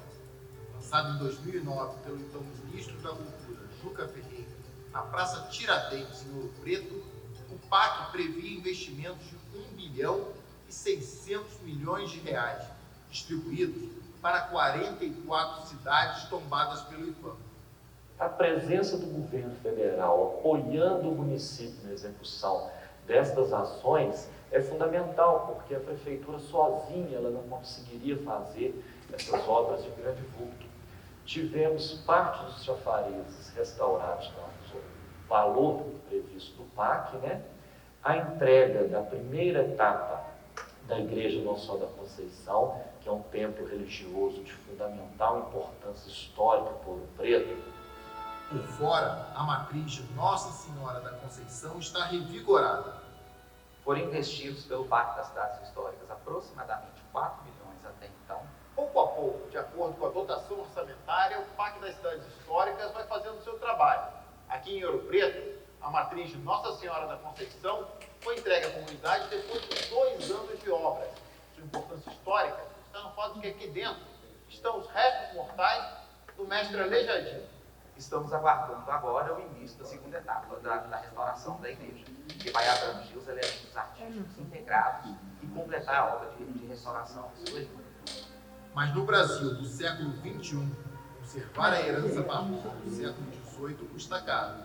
Assim como o ciclo do ouro teve seu fim, o PAC das Cidades Históricas já viveu dias melhores. A gente sabe que o Brasil é um país onde praticamente não há investimento público na área de cultura, né? Quer dizer, são investimentos irrisórios e em qualquer crise são 100 vezes os investimentos que são, em primeiro lugar, restritos. Nesse momento, nós estamos com 70 obras em execução, várias com projetos prontos e licitados, mas que a gente não pode empenhar porque não tem recurso. Fomos contingenciados em 78%, ou seja, se nada for feito, as 70 obras que estão em curso, grande parte vão ser paralisadas, o que vai ser um desastre. Desastre. Basta olhar para esta cratera bem pertinho do grupo da igreja Bom Jesus de Matosinhos para imaginar o pior. A igreja, cuja porta em pedra-sabão é atribuída a Aleijadinho, já está rachada e pode perder a luta contra a erosão. A igreja não consegue, ela não tem verba para viabilizar o restauro de uma estrutura dessas. Perder uma estrutura artística dessa em Ouro Preto seria dar uma certa machadada numa parte caríssima da história. Nós fizemos uma comunicação com o IFAM, com o Ministério Público, dizendo que íamos fechar e não iríamos correr o risco de deixar a igreja aberta, com as pessoas frequentando e com o risco de desaparecimento. Nem o patrimônio tombado pelo ministro tem dinheiro, né? Temos um projeto para nós aqui no IFAM, de geral, mas hoje nós temos a realidade é que os recursos do PAC estão contingenciados. O que a gente tem, então, é buscar descontingenciar aquelas obras mais emergenciais. Em Ouro Preto, nós temos diversas obras que não têm fundamento. E uma delas é Matosinhos. Com a igreja fechada há 3 anos, as missas estão sendo realizadas bem ao lado, no Colégio Arquidiocesano. Mesmo vazio, os fiéis não deixam de admirar o antigo templo. Com certeza essa reforma tem que sair, né? Vamos pedir a ele que ele abençoe e que a igreja volte a ser como era antes. Bonita, toda pintada, toda reformada, né? Salvador, Bahia. A situação se repete na cidade que foi capital do país até 1763 e cujo centro histórico é patrimônio da humanidade pela Unesco desde 1985. Das 373 igrejas de Salvador, 8 estão no centro histórico. 2, a de São Domingos e a de São Pedro dos Clérigos, foram restauradas com recursos do PAC. Mas uma das mais conhecidas, a de São Francisco de Assis, ainda aguarda sua vez. A autoridade eclesiástica também diz não ter como arcar com os gastos sozinha. Caro e difícil, porque são obras seculares e uma restauração pelas normas do IFAM são muito severas, são acompanhadas de perto, porque justamente para preservar o mais possível o patrimônio segundo as suas origens. Então, diante disso, o custo se eleva 4 a 5 vezes mais do que seria uma reforma. Sem o auxílio de entidades como o BNDES, que está patrocinando o Palácio da Sé, ou a verba do IPAC para a cidade histórica, que está ajudando várias igrejas, sim, isso seria quase impossível para a restauração. Em vez de procurar tombar, deveríamos procurar conservar. Eu acho que tem tombamento demais. Precisa de mais? Com certeza. Mas não adianta você tombar e as obras tombarem por conta própria. Não adianta irem abaixo. É importante que se conserve o que está preservado por lei. E isso não está acontecendo. São Luís, Maranhão. A capital maranhense tem mais de 400 anos, foi fundada por franceses em 1612. O centro histórico, tombado pelo IFAM e patrimônio mundial pela Unesco, tem casarões coloniais cobertos por azulejos portugueses. São mais de 3.500 prédios tombados pelo IFAM desde a década de 1950. No ano do 4º centenário, São Luís recebeu a notícia de que teria o aporte federal de 133 milhões de reais para restaurar 44 prédios públicos. A gente está garantindo o recurso para essas obras que estão em execução. As outras ações, nós temos algumas que já estão com os projetos finalizados e conforme esse recurso for sendo descontingenciado por parte do governo, a gente vai apresentando esses projetos para que eles sejam aprovados e paralelamente isso, a gente possa executar licitações. Agora, fora isso, a gente está conversando com outros parceiros, como é o caso do governo do Estado, que vai executar algumas dessas ações que estavam previstas dentro do Pacto Cidades Históricas. São mais de 5.500 edificações. Então, uma parte pequena delas, 2% dessas edificações, estão permanentemente ameaçadas de arruinamento, porque a grande dificuldade nesse caso é que são imóveis particulares, né? E os proprietários, às vezes, são herdeiros cuja herança não foi definida ainda, e aí o que acontece? Ninguém se responsabiliza pela manutenção dos sobrados e eles ficam abandonados. O conjunto arquitetônico e urbanístico do centro de São Luís passou por algumas reformas durante o projeto Reviver do governo estadual desde os anos 80. A fiação, por exemplo, foi toda aterrada, permitindo recuperar o sistema de lampiões e simular uma paisagem típica do século XIX. Mas não há como cobrar do poder público obras em patrimônios privados. Há uma certa limitação do poder público em atuar, porque tem que cumprir a legislação, tem que primeiro intimar o proprietário, tem que obedecer uma série de procedimentos legais, até que o proprietário possa declarar, até em alguns casos, que ele não tem condição, e demonstrar e provar que ele não tem condição de recuperar o imóvel, e aí sim o poder público, o Estado, sendo uma área tombada, é obrigado a intervir. Mas isso é um processo, como todo o processo judiciário no Brasil, é um processo lento e que causa essa aparência, às vezes, de que tem muitos prédios ainda abandonados.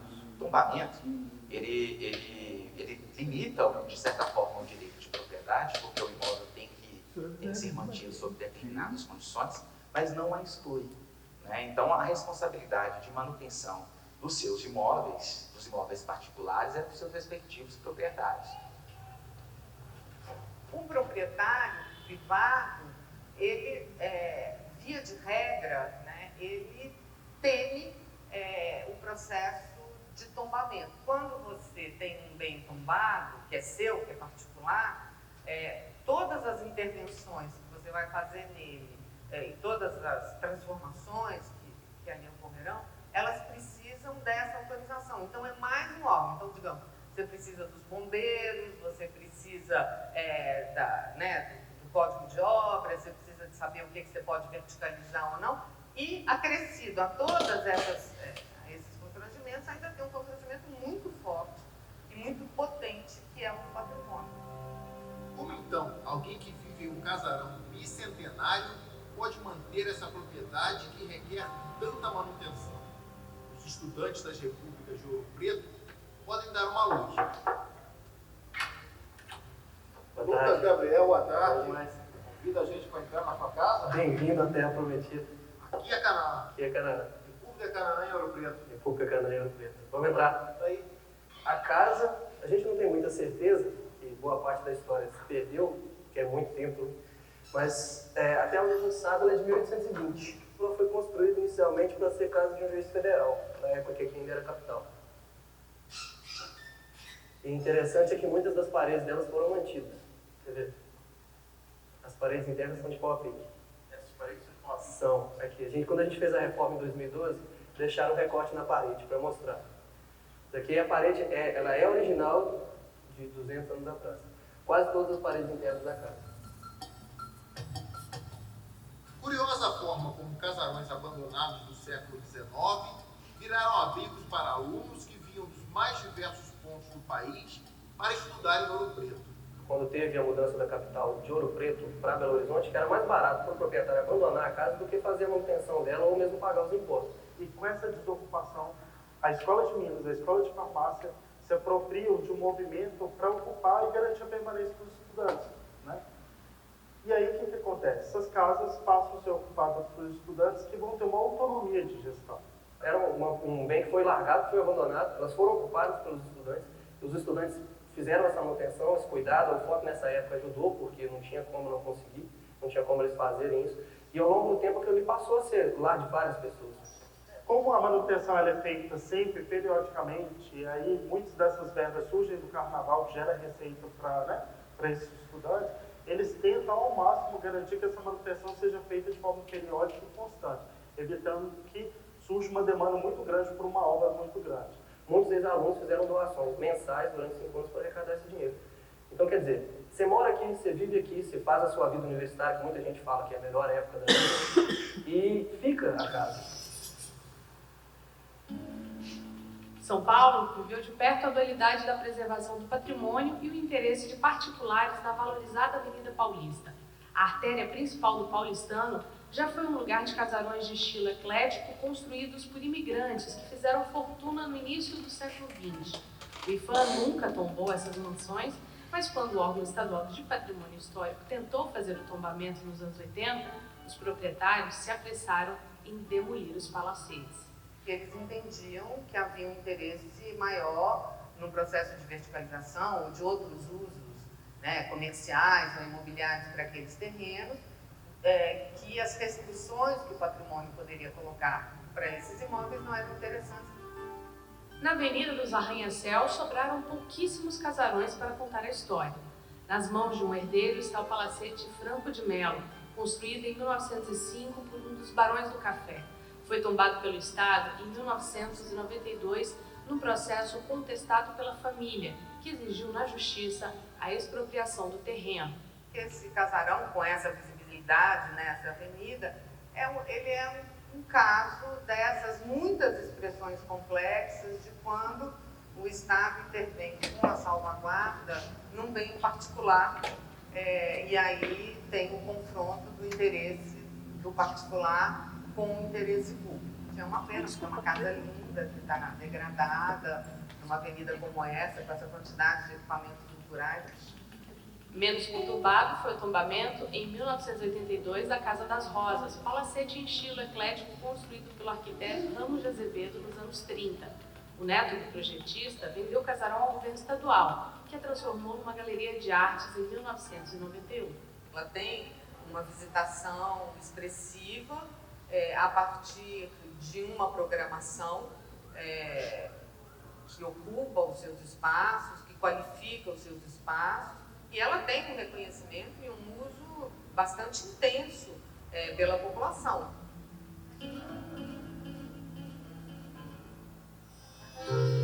Os moradores do Pelourinho lutam para continuar vivendo numa área tombada de Salvador. As obras do IPHAN revitalizaram a cidade de Goiás e os desafios da conservação de Brasília, a capital que é patrimônio cultural da humanidade. Pessoal, deu para ter uma noção, então, de que flores são poucas, né? Que a gente tem nesse campo aí da preservação do nosso patrimônio, né? Inclusive, sítios tombados como Ouro Preto com dificuldades, né? De verbas e de avançar nessa ação de preservação. Eu tentei deixar para vocês assim um panorama bem geral, bem não muito aprofundado também, né? Mas pegando um pouquinho de cada região, né, da nossa situação aqui no município também. Eu queria ver com vocês, se vocês têm alguma dúvida, se queriam falar alguma coisa, trocar alguma ideia. Eu sei que já foi trocada bastante ideias aqui no grupo.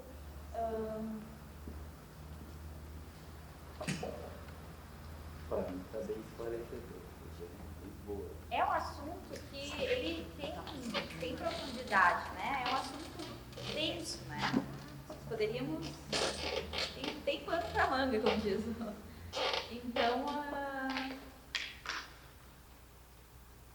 o panorama seria esse, hoje, sim, mais resumido, mas já dá para ter uma noção, né, do que é o assunto e Tudo depende de dinheiro.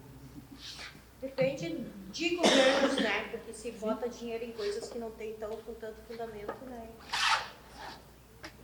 É que depende da pessoa que está lá. Se para ela é interessante preservar a história, ela preserva.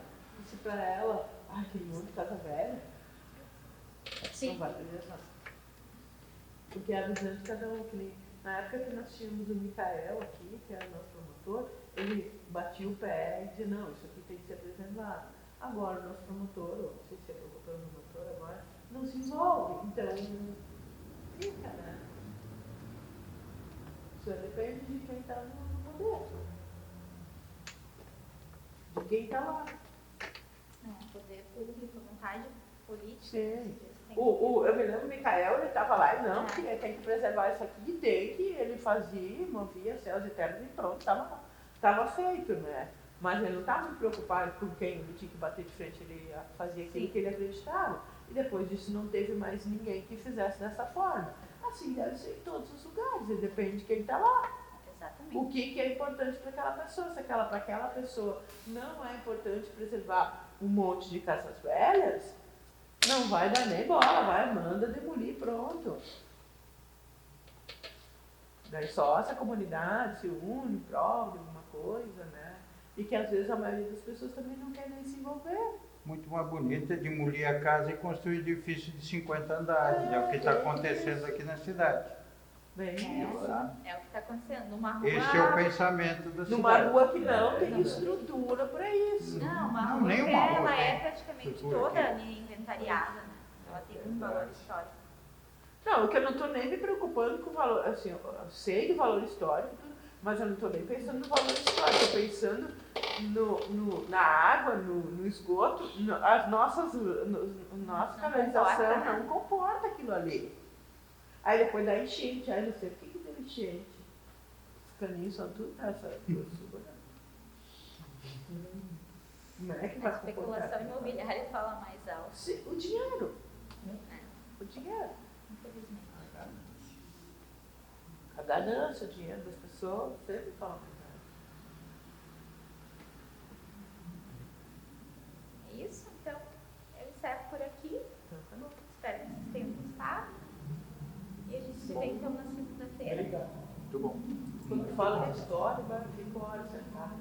Tem assunto, né?